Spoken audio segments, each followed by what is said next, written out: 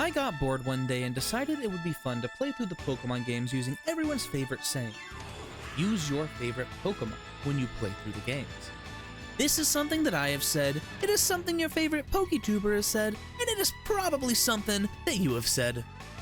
I sat down and figured out what my favorite Pokemon were in each generation, putting them down on a list and challenging myself to beat every generation of Pokemon using only my favorites.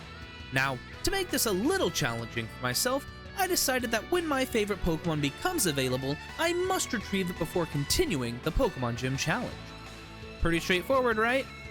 So, the first game I decided to do this with was Generation 1. While all three games are games that I enjoyed and I owned all three of them when I was younger, my first and favorite one is Pokemon Red. Now, in Generation 1, they introduced 151 Pokemon, with 79 different evolution levels. It was a little harder than I thought it would be to narrow it down to my favorite 6 Pokemon. But after a little contemplation, I figured it out. In the comments right now, let me know what your favorite Pokemon is from Generation 1 and why. So, we start our journey in the region of Kanto. We make Professor Oak save us by walking into the perilous grass, and we follow him back to his lab where we are given our choice of starter. And this is where my first Pokemon is. Now, I know a good majority of people have Charmander in their favorite list, but for me, even when I was younger, I always enjoyed Bulbasaur, and its final evolution, Venusaur. So our first partner has been chosen. I went ahead and nicknamed him Leo. Our rival chooses Charmander because he's a dick who doesn't like to lose, and we battle for the first time in this series. After a hard-fought battle, we come out victorious, and thus our journey continues. We head up to Viridian City to secure Professor Oak's parcel. An important step because this allows us to purchase Pokeballs later on. So after we return the parcel, we get a Pokedex and we return to the shop to purchase Pokeballs. This leads us to our second partner for this journey. It is none other than the very first regional bird, Pidgey, and its final evolution, Pidgeot. Pidgeot will always hold a special place in my heart due to the fact that it was the first Pokemon that I ever caught while playing the Pokemon game. I caught the first Pidgey I encountered, and I went ahead and I nicknamed him Cosmo. These two little guys will be our partners for the time being, as at this time, I cannot get any more of my favorites. We go ahead and beat our second rival fight and make our way through Viridian Forest. Once we reach Pewter City, we immediately challenge Brock and easily sweep through it with our Bulbasaur.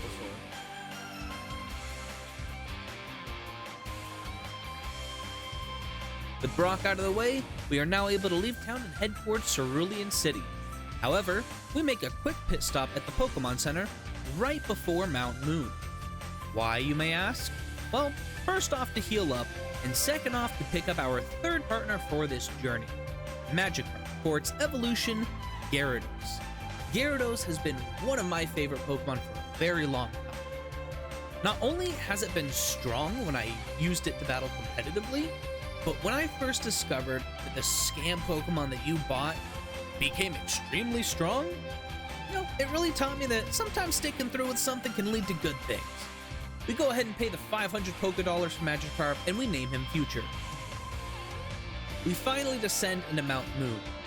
Making our way through this cave, we meet and beat Team Rocket, who I'm sure won't be important. We beat the Super Nerd, we pick up the Helix fossil, I deposit it in the PC, and we go to battle Misty. Leo is again able to sweep using his grass superiority.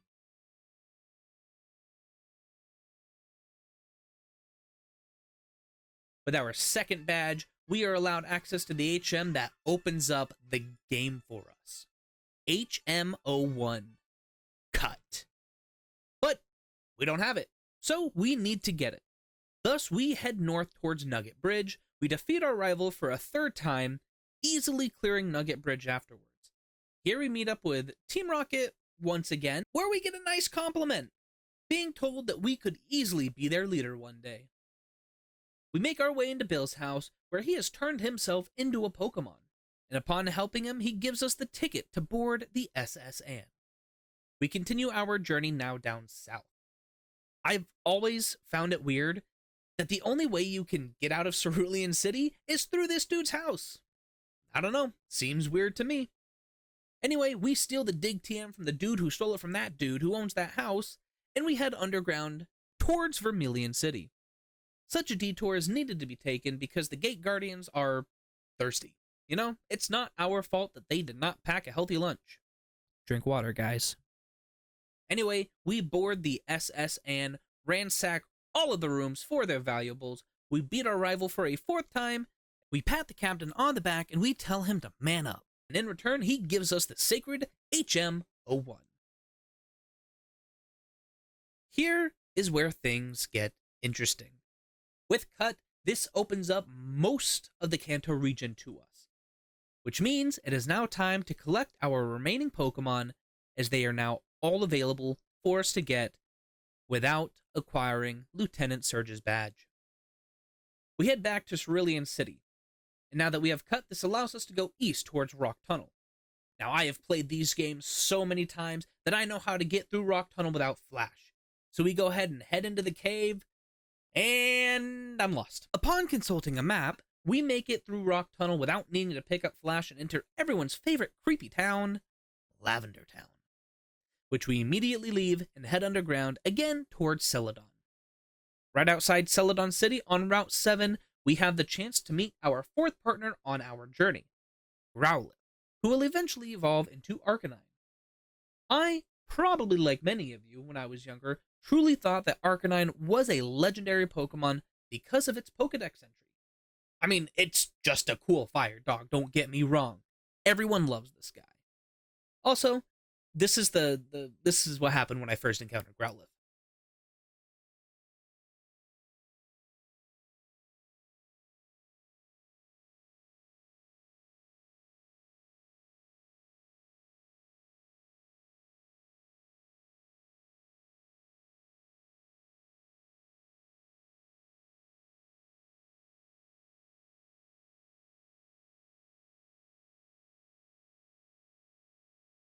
Yeah, he roared me out of battle. It took like 10 minutes for me to find him. Thankfully, we encountered another Growlithe after like 5 more minutes. We nickname the second Growlithe Rar for no other reason than because we got roared out of battle. And we go ahead and continue onward. However, we are not done yet, as the next one of my favorite Pokemon can be obtained in Celadon City. And it's probably not who you're thinking. Put down in the comments right now what you think my next favorite Pokemon is. Go ahead. Alright, now that the guesses are in the comments, it is time to get Dratini! Dragonite is one of my favorite Pokemon for a multitude of reasons, but the main reason is from when I was younger and I watched the anime. It was during the Lighthouse episode where a giant Dragonite appears. I just thought it was super cool. After hours of gambling and selling stuff that I didn't need, I finally got lucky and barely got enough coins to secure Dratini, which we promptly named Gamble due to how we got him. That is 5 out of our 6 Pokemon to make it my team for this journey. Surely we can battle some gyms now. Nope. There is a single Pokemon left to obtain, our final Pokemon. For this, we must head to the Safari Zone. Whilst I was in Celadon City, I went ahead and purchased a drink for the Gate Guardians so they can now allow us to flow freely between the routes without having to go underground. And more importantly, a Pokédog. Some of you may know where this is going. We head back to Lavender Town where our rival just laid his Raticate to rest. We proceeded to beat his ass for a 5th time, and we make our way to the top of the tower, where we also put Marowak to rest by giving her the Pokédog. This completely stops us from having to go get the Silph Scope and also gives us access to the Pokeflute, which we get after beating Team Rocket again and saving Mr. Fuji. We head south towards Fuchsia City, waking up and subduing the Snorlax that was previously preventing us from continuing, and eventually make it to the coveted Safari. We go ahead and head on over to Area 2 of the Safari Zone. We begin to search for my final favorite Pokemon of this generation. Something that only has a 4% chance to spawn.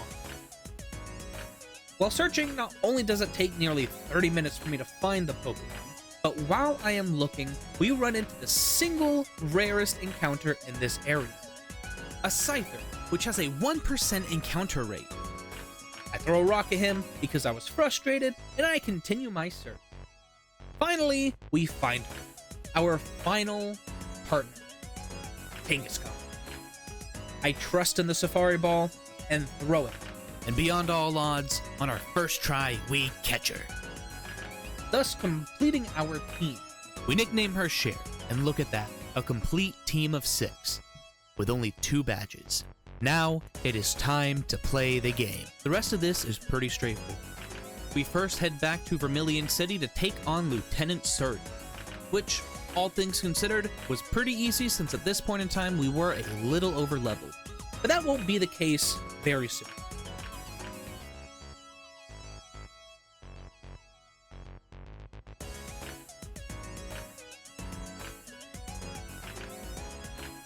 After Lieutenant Surge, we head back to Celadon City to beat Erica.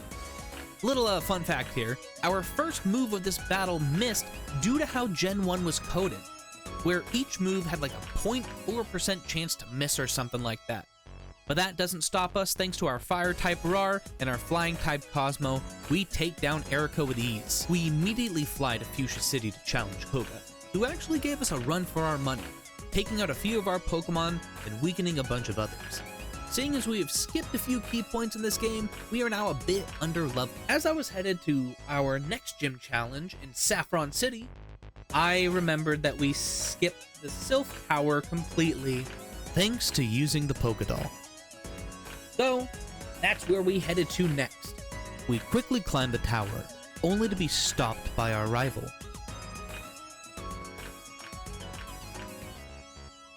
We whoop him again before going on and fighting Giovanni, who must have been spying on us because he said it was nice to meet us again, but we haven't met him before. After beating Giovanni and saving the day, we can finally move on from this side quest and onto the main plot of beating the game with only my favorite Pokemon. After that brief detour, we make our way to Sabrina, and after a hard-fought battle, we secure our 6th gym badge. Now, I forgot to get both Strength and Surf, 2 things needed to beat the game, so after beating Sabrina, we go ahead and take one more detour to get those items.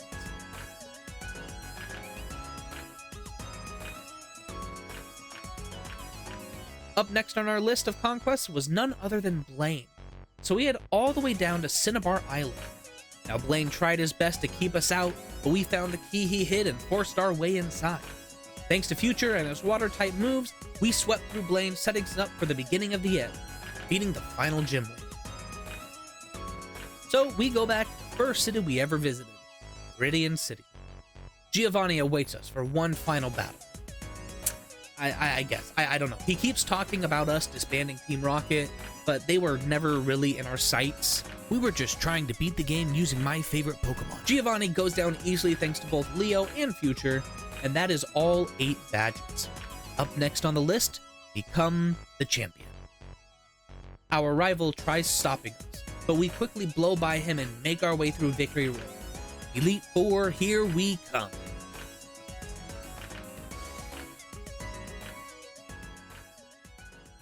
We purchase a few necessary items for in-between Elite Four fights and head on to our first battle, Lorelei. She's the Ice-type Elite Four member. Leo opens up this battle, battling it out with both Dugong and then Cloyster, with relative ease. Lorelei sends in Slowbro, so in turn we go ahead and send out Gamble to take him out with a Thunderbolt. We send out Roar to combat her Jinx, and finally Gamble was sent back in to take care of Lapras. Now, to take out Lapras, we use one of the most annoying features of Generation 1 to cheese through it, and that is the fact that Wrap doesn't allow the one that the move is used on to attack. And because we outspeed, Lapras doesn't stand a chance. We go ahead and finish Lapras off with one final Thunderbolt. That is 1 out of the 4 beat. Moving on to the next room, we meet the Fighting-type Elite Four member, Bruno. This was a much easier fight thanks to having multiple type advantages. Leo starts the fight once again to fight against Onix. After that, Cosmo comes in, taking out both Hitmonchan and another Onix is brought in, so Future deals with it. And then finally, Gamble uses the Rat mechanic to weaken Machamp, and a final Hyper Beam finishes him off. With Bruno down, that is half of the Elite Four done. Up next is the Ghost-type Elite Four member, Agatha. We go ahead and start the battle with Roar to deal with her first Gengar. We then bring Gamble in to deal with the Golbat, one-shotting it as well. Haunter comes in, and in return we send Rar back out and use Dig. In fact, Rar deals with the remainder of her team, taking out Haunter, Arbok, and her final Gengar all with Dig. Now, I'm realizing that even though she is classified as the Ghost-type Elite Four member, I would actually more consider her the Poison-type Elite Four member, because all 5 of her team members are Poison and only 3 are Ghosts. Anyway, that is 3 out of the 4 done. The final Elite Four member is up next, the Dragon-type user, Drake. It is going to be a hard-fought battle. Future is who starts this battle, and Drake sends out his own Gyarados. It's the battle of the Gyarados. And with a few Ice Beams, Future comes out on top. I lied when I said this would be a hard-fought battle. Future just used Ice Beam and Surf to sweep through Drake. It was the easiest fight of this Elite Four. But with that, all Elite Four members have been conquered. All that's left is the champion, our rival, who is reminding you to like this video if you're still watching. Future leads off our final fight, taking out Pidgeot with an Ice Beam and then a Dragon Rage. Our rival sends in Alakazam, so to combat him, we send out Rar. A combo of Flamethrower and Dig bring Alakazam low, but due to Alakazam spamming Recovery and a lucky crit, Alakazam takes out Rar.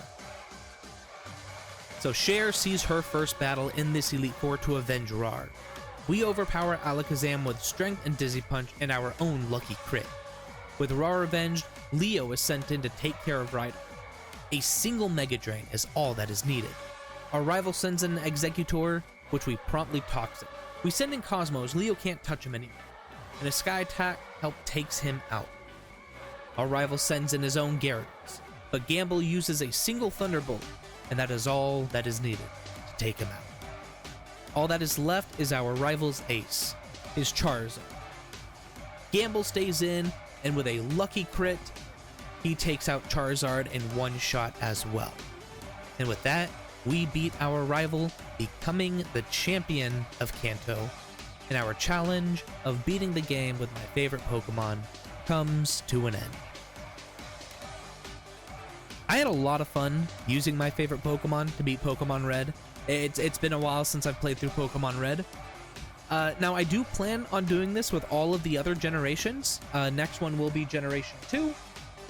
So if you did enjoy this video, go ahead and leave a like, consider subscribing if you don't want to miss the next video in this series. Anyways, thank you all for watching, and I hope to see you in the next video. Bye!